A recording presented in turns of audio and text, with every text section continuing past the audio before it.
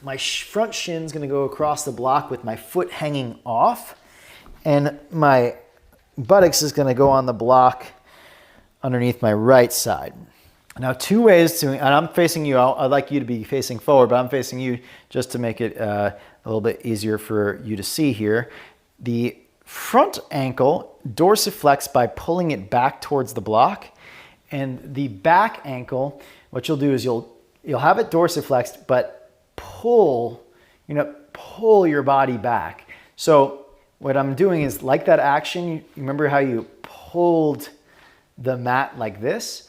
Well, you're gonna do that with your toes tucked, and it'll pull your whole body back. You'll have to lift your hips up for a moment and then pull your body back by pressing the heel back. Now, I'm not using my hands to press the heel back. I'm pulling, activating the tibialis anterior here to pull my toes towards my shin. As a result, the heel will go back. So the front foot dorsiflexing into the block, the back foot dorsiflexing, pulling my heel back. Now I feel both the muscles of the tibialis anterior and fibularis tertius and the extensor hallucis longus, extensor digitorum on both left and right side. Let me give you the front view so you can see what's happening in the front side. So you see the front foot is dorsiflexing, trying to pull into the block. If you need to, you can put yourself up onto higher blocks with your hip if it's too much of a stretch, but the back foot is pulling my body back. Now that's a hard concept for most people to get because we're used to dorsiflexing when the foot is free. In this case, the toes are not free. You're gonna pull basically you're gonna pull the mat towards you or the ground towards you and your body back. So what I do is I lift my hips up and then I pull my toes towards me so my torso, my whole hips lift up and move back. Sometimes it's nice to do pigeon on a chair. You do that by, you could do this version here. This is just ankle to knee on a chair. Okay, that's one way of doing this. Feels quite nice right now, actually.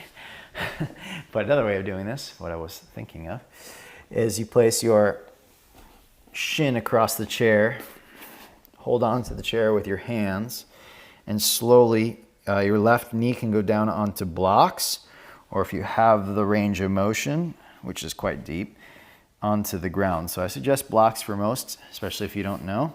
And then what I do with my right elbow is I nudge my skin of my right thigh down and out to the right. Okay, and that feels quite nice. And then I just hold on to the chair this way. So the skin of my right thigh out to the right, and that kind of opens the knee joint in a way. Feels quite nice. Alternatively, you could bow towards your foot and lay in your foot. Let me show you with the blocks just in case you're not clear on what I mean by putting your knee on blocks. So you'd put them where your right knee would land. Take your left shin, place it on the chair, and right knee on blocks, just like so. So for most, that's probably enough range of motion, right? And then if you have the flexibility and it feels appropriate, the right knee, of course, can go onto the ground instead.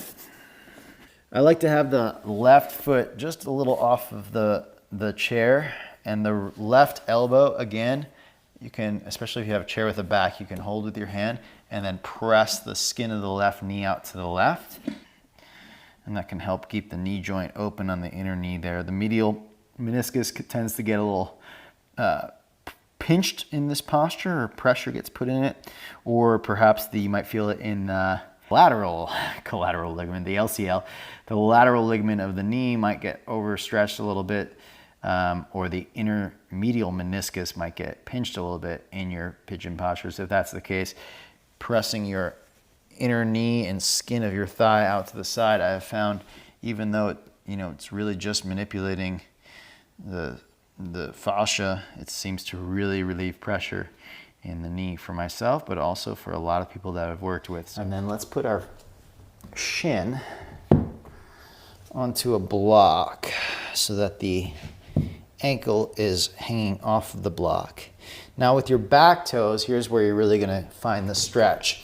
With your back toes tucked, try to lift your back knee and rotate your pelvis, left side of your pelvis, towards the ground, and that is what's going to pull the attachment points of the deep rotators away from where they attach to the thigh bone.